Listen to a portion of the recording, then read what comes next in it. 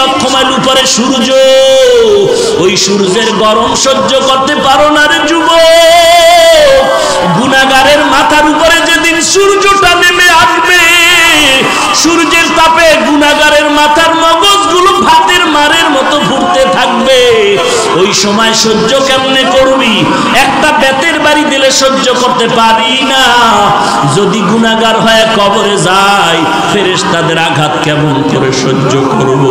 চিন্তা ভাবনা করে দেখলাম দুনিয়ার সম্মান টাকা পয়সা কিছুই না।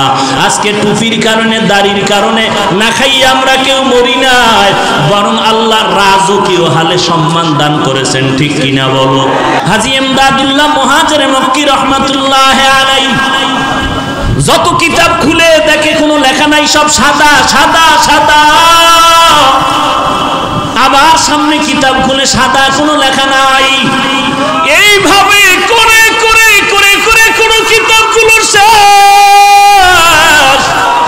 শেষ পর্যন্ত হাজী ইমদাদুল্লাহ চলে গেলেন আবার ওই ঝাঞ্ঝানো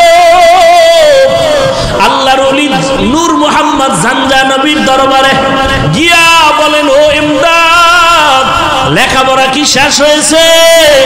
বলে, ও আমার উস্তাদ শায়েখ, আমার আপনার অনুমতি নিয়ে যত কিতাব পড়ার জন্য আমি চলে গেলাম, ওখানে গিয়ে আমি কিতাব খুলিয়া দেখলাম পড়ার জন্য। জানি না আল্লাহর কি কুদরত, একটা পৃষ্ঠার মধ্যে কোনো লেখা নাই। যেটা দেখি গেলাম সব কিতাবগুলো সাদা সাদা সাদা। একটা কিতাব বন্ধ করি আর একটা খুলি সাদা, একটা বন্ধ করি আর একটা খুলি সাদা। এইভাবে দেখলাম কোনো অক্ষর কিতাবের মধ্যে নাই। নূর মুহাম্মদ ঝাঞ্ঝানবী চোখের পানি ছেড়ে কান্না শুরু করলেন আর বললেন, ইমদাদ, মনে হয় জানো আমার থেকেও তোর মান আল্লাহর দরবারে অনেক বাড়িয়া যাইতেছে। রে ইমদাদুল্লাহ, তোর নাম তো ইমদাদুল্লাহ। ইমদাদুল্লাহ মানে যে আল্লাহর সাহায্য পায় তাকেই তো ইমদাদুল্লাহ বলা হয়। ওরে ইমদাদুল্লাহ, তোর আর পড়ালেখার কোনো দরকার নাই। তোর অন্তরটা আমার মাওলার জন্য এত পাগল, আর লেখাপড়া লাগবে না। আমার আল্লাহ তোর দিলের তামান্নার উপরে আমার আল্লাহ এত রাজি হয়ে গেছেন। আল্লাহর কাছে দোয়া করি, আল্লাহ যেন ইলমের নূর তোর সিনার মধ্যে ঢেলে দেয়। লেখাপড়া লাগবে না।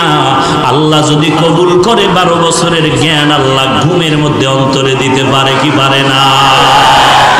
ইলমে রায় জাজু করদান বেহিসাব, খলকে রাদাদান জওয়াবে বাসওয়াব।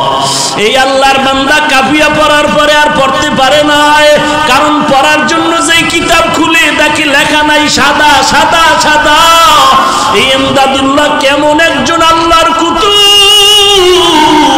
এই হাজী ইমদাদুল্লাহ আমার নবীর সামনে যখন দুরূদ পড়তেন, নবীর দরুদে দাঁড়ায় যাইতেন।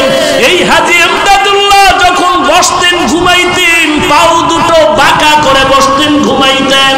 কেউ প্রশ্ন করছেন, শায়েখ আপনি পাও সোজা করে কেন ঘুমান না? হাজী ইমদাদুল্লাহ বলে, জানো না রে ভাই, রশিদ আহমদ গঙ্গুহি রহমাতুল্লাহ আলাইহি বলেন, ওরে রশিদ, আমি ইমদাদুল্লাহ যত চেষ্টা করি পাওটা সোজা করে ঘুমানোর জন্য, আমি ডান দিকে খুলতে গিয়া ভয় পাই, আমি বামে ডা পা খুলতে গিয়া ভয় পাই, আমি সামনে পা খুলতে গিয়া ভয় পাই, আমি পেছন দিকে পা খুলতে যাই ভয়। কারণ আমি যেদিকে তাকাই দেখি আল্লাহর নূরের তাজাল্লি, আল্লাহ তাআলার নূরের তাজাল্লি দেখতে পাই। আল্লাহর নূরের তাজাল্লির ভয় আর আদবের ভয় আমি পাও খুলে শুইতে পারি না। আমি পাও বাঁকা হয়ে বসি, পাও বাঁকা করে শুই। ইনি হলেন হাজী ইমদাদুল্লাহ মুহাজির মক্কি রহমাতুল্লাহ আলাইহি। কেমন আগুনওয়ালা বান্দা!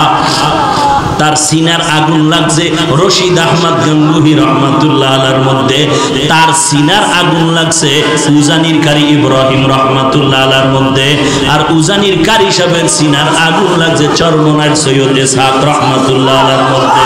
এরে নবীর উম্মতের দল, এইটা ফুৎকার দিয়া বাতি নিভাইতে পারবি না। এই আল্লাহওয়ালাদের মিশন তাবলীগ জামাত, এই আল্লাহওয়ালাদের মিশনে কওমি মাদ্রাসা, আল্লাহওয়ালাদের মিশনে ওয়াজ মাহফিল। অতএব এদিকে যদি কেউ আঙ্গুল পাকা করে তাকাও, আল্লাহর কসম তোর চোখ দুটো অন্ধ হয়ে যাবে, তোর আঙ্গুল বাঁকা হয়ে যাবে। দেওবন্দি এই ইলমের নূর বন্ধ করতে পারবি না। জাজু করদান বেহিসাব খলকেরা দাদান জবাবে বাসওয়াব। আমরা দেওবন্দি দেওবন্দি দেওবন্দি বলে জিকির করি, আমরা তাবলীগ তাবলীগ বলে জিকির করি, আমরা উজানি উজানি চরমনাই চরমনাই বলে জিকির করি। টুপির কারণে সম্মান কমে নাই, বরং বেড়েছে। দাড়ির কারণে সম্মান কমে নাই, বেড়েছে। টুপির কারণে সম্মান কমে নাই, বেড়েছে। কোরআন পড়ার কারণে সম্মান কমে নাই, বেড়েছে। সার্টিফিকেট না থাকার কারণে সম্মান কমে নাই, বেড়েছে। অতএব এখন দুনিয়ার জিন্দেগি পাইলাম, আখেরাতের জিন্দেগি যেন নষ্ট হয়ে না যায়, এই জন্য গুনাহের পথেও যাই না। আজকে যদি শার্ট প্যান্ট টাই লাগাইয়া একটা হারমোনিয়াম নিয়ে রাস্তায় গান গাইতাম, কে আমার গান না শুনতো? কিন্তু না না, দুনিয়াটা কিছুই না।